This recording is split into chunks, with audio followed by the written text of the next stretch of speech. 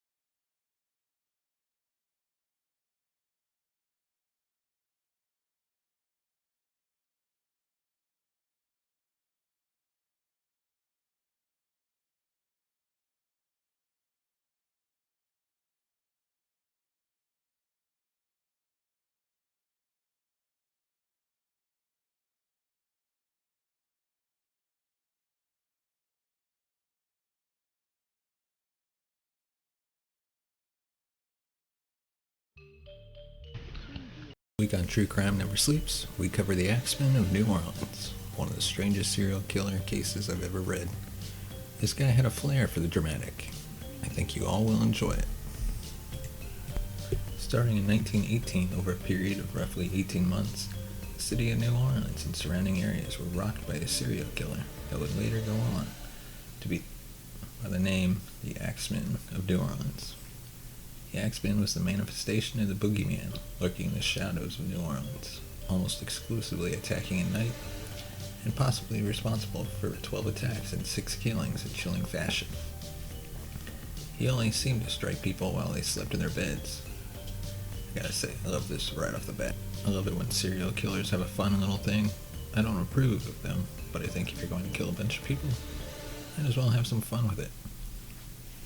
He never used his own tools. He only used what he could find on hand in the victim's households, usually an axe, which was typically left behind at the scene of the crime.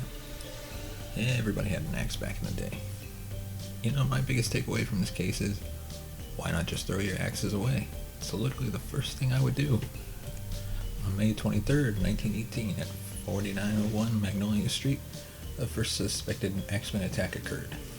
Catherine and Joseph Maggio were struck violently by an axe. A straight razor was used on their throats. Catherine had almost entirely been decapitated, and Joseph had suffered many severe injuries. The bodies were discovered by Joseph's brothers, who lived in the same house. Nothing was heard or seen, and no valuables were taken. The bottom panel of the kitchen door was knocked out. All that was found was an axe. So he probably went back here to the back door. That's usually how he did it. Assume the only people who saw him were the ones who were killed. Some of them survived, and they would just report like a large looming figure, like a dark figure. So he really did become kind of like a boogeyman.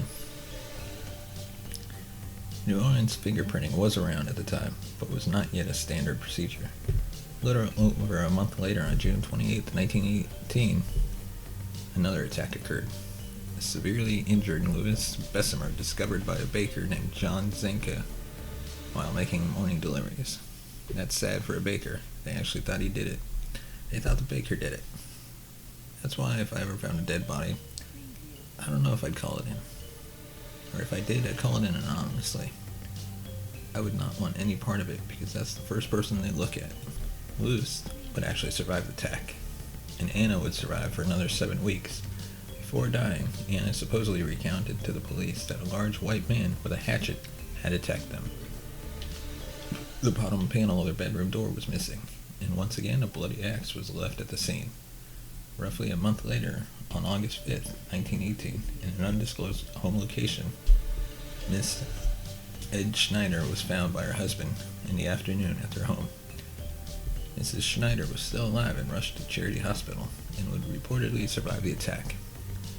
Upon investigation, it was discovered that their axe was missing from their shed. Mrs. Schneider was also pregnant. I'm happy to report that in the week following the attack, she successfully gave birth. 5 days later, on August 10th, 1918, reportedly near Tonti and Gravier Street, 80-year-old Joseph Romano was found by his nieces Pauline and Mary after they heard him struggling. His head was bashed in. The two girls allegedly saw the attacker and described him as, quote, dark, tall, heavy-set, wearing a dark suit and a black slouch hat.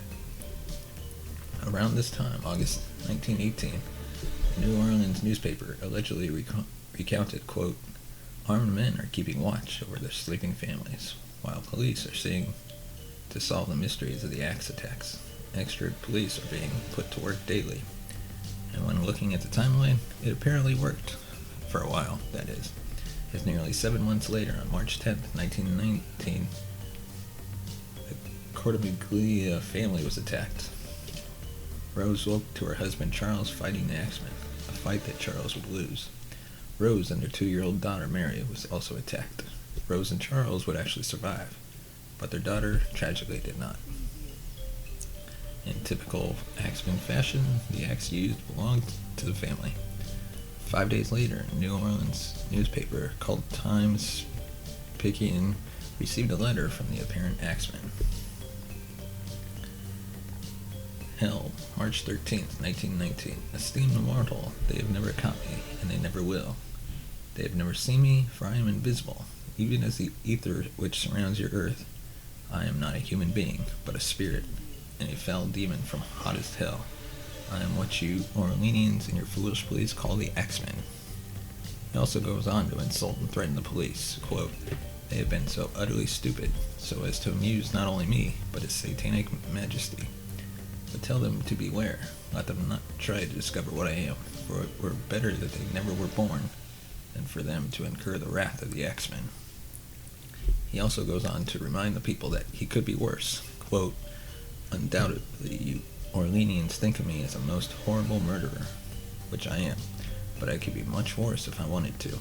At will, I could slay thousands of your best citizens, for I am in close relationship with the angel of death, end quote.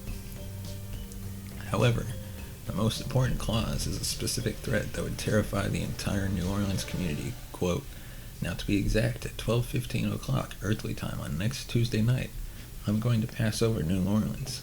In my infinite mercy, I'm going to make a little proposition to the people. Here it is.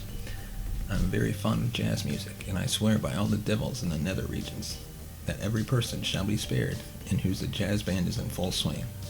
At the time I have just mentioned, if everyone has a jazz band going, well then so much the better for the people. One thing is certain, and that is some of those persons who do not jazz it on Tuesday night, if there be any, will get the axe. The Tuesday night mentioned in the letter was March 19th, 1919. It is said that the city was truly alive that night, as people blasted jazz music in their homes, and those who did not have a record player poured into local jazz clubs to stay clear of the Axeman's wrath. It's worth mentioning that nobody was killed on March 19th, 1919, so he kept his word. On August 10th, 1919, Steve Boca was badly injured in his home after he awoke to a man next to his bed with an axe.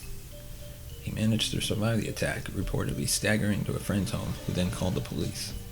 He did not regain his memory, likely due to the blows to the head.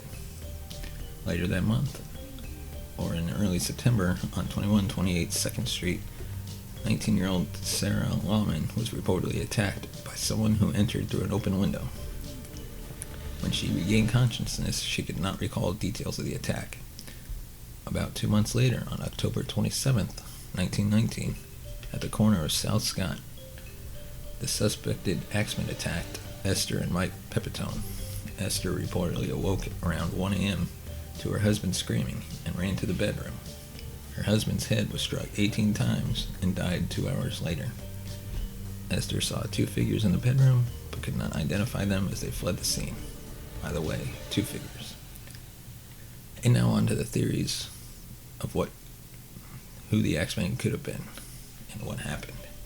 The first theory is that perhaps not all the killings were the work of the Axeman. Some speculate that the Axeman's presumed final killing of Mike Pepitone was actually a mafia killing, due to Pepitone's father killing a man in the past. Another Axeman attack that is scrutinized is the second attack on Louis Bessemer and Anna Lowe. If you will recall, Louis Bessemer was severely injured and his partner Anna was killed in the same attack. However, Bessemer was charged with the murder of Anna in bizarre fashion. Police found that Bessemer had written letters back and forth in Yiddish and Russian. They eventually came to the conclusion that Bessemer was part of a German spy ring or spy master for the Kaiser, and the attack had nothing to do with the Axeman. Before dying, Anna allegedly blamed her partner, Louis Bessemer, and said that he was a Nazi spy. They also theorized that this case was a domestic dispute that ended with Louis attacking Anna. Nonetheless, Louis was acquitted. There were definitely things that suggested this was the work of the Axeman, mainly the fact that it happened at home at night while they were sleeping with an axe. The second theory, which is odd and strange, is that given the context of his bizarre letter, some believe that the Axeman to be a supernatural figure that could slip through tiny entranceways and become the large man that witnesses describe the killer to be. Okay, it's not really a theory that probably will pan out. The last theory is actually a legitimate suspect, a man named Joseph Mumphrey. To start on Mumphrey, let's return to the Axeman's last crime, the attack on Esther and Mike Pepitone. If you recall, Esther survived the attack, and her husband did not. Esther later moved to Los Angeles and remarried to a man named Angelo Albano. However, on the second anniversary of her former husband Mike's death by the Axeman, her current husband, Angelo, disappeared and was never found again. Esther recalled that before the marriage, Angelo had ended business relations with a man who went by many names, including Joseph Mumphrey. On December 5th, 1921, Mumphrey visited Esther's home at 5554 East 36th Street in L.A. He demanded $500 in Esther's jewelry, threatening that he would, quote, kill her the same way he had killed her husband, end quote. But like a badass, Esther then killed him with a revolver. Thank you for listening to another episode of the True Crime Never Sleeps podcast. Send us your thoughts on this case by visiting us on Twitter at TrueCrimeNS, or look for us on Facebook at True Crime Never Sleeps, or send us a voice message at 682-305-0483 and be featured on an upcoming episode. Thank you for listening, and have a great week. Thank you for listening to the True Crime Never Sleeps podcast. Follow us on Twitter at TrueCrimeNS. Like us on Facebook at True Crime Never Sleeps. Tune in next week for an all-new episode.